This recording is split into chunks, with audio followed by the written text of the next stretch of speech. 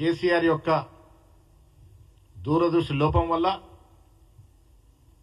కట్టే పరిస్థితి లేకున్నా కార్పొరేషన్ల మీద సొసైటీల మీద అప్పులు తేవడం వల్ల ఇవాళ రాష్ట్రానికి అధిక ఆర్థిక భారం పడుతున్నప్పటికీ కూడా ఒక విజన్, ఒక దూరదృష్టి, ఒక ప్రణాళిక కట్టడిగా చేయడం వల్లే దాదాపు 7 మాసాలు కృషి వల్లే ఇవాళ దావోస్లో మనకి పెట్టుబడుల వర్షం కురుస్తూ ఉంది. నేను ఇటు బీఆర్ఎస్ కానీ బీజేపీ కానీ ఇతరత్ర ప్రతిపక్షాలకి మీ దారో అయితో పలుకుతా ఉన్నాను. మంచి పనులు ఈ రాష్ట్రానికి వచ్చినప్పుడైనా కనీసం వర్షం ప్రకటించండి. అనిత్యం రాజకీయాలు చేయడం మానండి. ప్రజాస్వామ్యం మీద విలువలుంటే ఈ రాష్ట్రంలో ముఖ్యమంత్రి కానీ ఇతరత్ర మంత్రులు కానీ చేస్తున్నటువంటి అభివృద్ధి వల్ల ఇవాళ వచ్చినటువంటి పెట్టుబడుల పట్ల మీరు కూడా సంతోషం వ్యక్తం చేయాల్సిన పరిస్థితి. 1,78,000 పైచిలుకు కోట్ల పెట్టుబడి వచ్చిందంటే ఆషామాషి కాదు. నేను మీ ద్వారా కాంగ్రెస్ పార్టీ ఇవాళ పెట్టుబడులకి ఆద్యం పోసి కృషి చేసి పెట్టుబడి తీసుకొచ్చిన రాష్ట్ర ముఖ్యమంత్రి గారికి, ఐటీ శాఖ మంత్రి గారికి, అధికారులకి, దీనికి ఆమోదం తెలిపిన కేబినెట్ మంత్రులందరికీ కూడా అభినందన తెలియజేస్తూ ఉంది. అదేవిధంగా ఈ పెట్టుబడుల వల్ల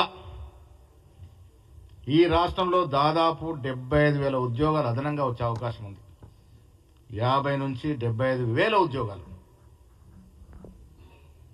ఆనాడు ఉద్యోగాల పేరిట ఇంటికే ఉద్యోగాలు ఇచ్చుకుని తప్ప ప్రజల ఉద్యోగం నుంచి మాట్లాడిన కేసీఆర్ మేము ప్రభుత్వంలోకి వచ్చిన తర్వాత 1 సంవత్సరం కాలంలో దాదాపు 56,000 ప్రభుత్వ ఉద్యోగాలు ఇవ్వడమే కాకుండా ప్రైవేట్ పరంగా 75,000 ఉద్యోగాల వరకు వచ్చే అవకాశాలు తీసుకొచ్చిన ఘనత కాంగ్రెస్ ప్రభుత్వానిది అనే మాట కూడా మీ ద్వారా స్పష్టం చేస్తా ఉన్నాం.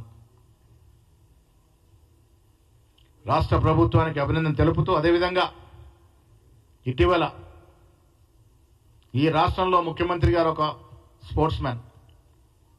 గతంలో స్పోర్ట్స్ శాఖకి అరకొర నిధులు ఉండేవి.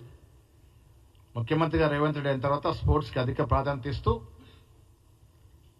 పోయిన ఒలింపిక్స్లో మనకు మెడల్స్ రాకపోయినా వచ్చే ఒలింపిక్స్ నాటికి రాష్ట్రాన్ని ఆ స్థాయికి తీసుకెళ్లిన ఉద్దేశంతో ఈ రాష్ట్రంలో ఒక స్పోర్ట్స్ యూనివర్సిటీ ఏర్పాటు చేయడానికి నిర్ణయం తీసుకోవడం, దాంట్లో భాగంగానే అత్యధిక మెడల్స్ గెలిచిన ఆస్ట్రేలియాలో నేను, నాతో పాటు జితేందర్ రెడ్డి గారు, మా స్పోర్ట్స్ చైర్మన్ గారు, ఎంపీ అనిల్ గారు, ఫహీం గారు అందరం కూడా పర్యటన చేయడం జరిగింది.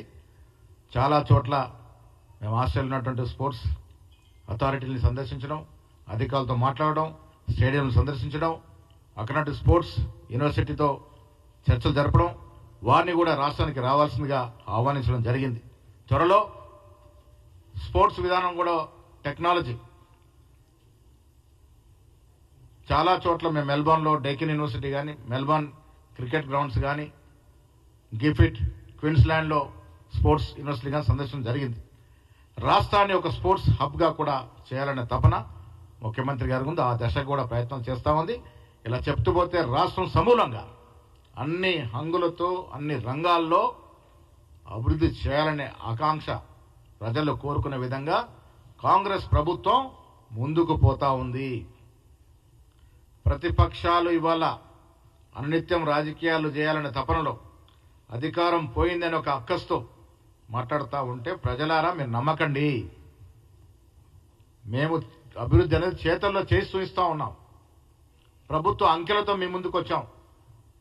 10 ఏళ్ళలో వారు తెచ్చిన పెట్టుబడులు ఎంత, మేము 2 ఏళ్ళలో తెచ్చిన పెట్టుబడి ఎంతో, ఎంత వ్యత్యాసంతో చూపించగలిగినాం. సంక్షేమాన్ని ఇవ్వగలుగుతా ఉన్నాం. రేషన్ కార్డులు ఇస్తూ ఉన్నాం. 26న లాంచ్ పోతా ఉంది. ఇల్లు ఇవ్వబోతా ఉన్నాం.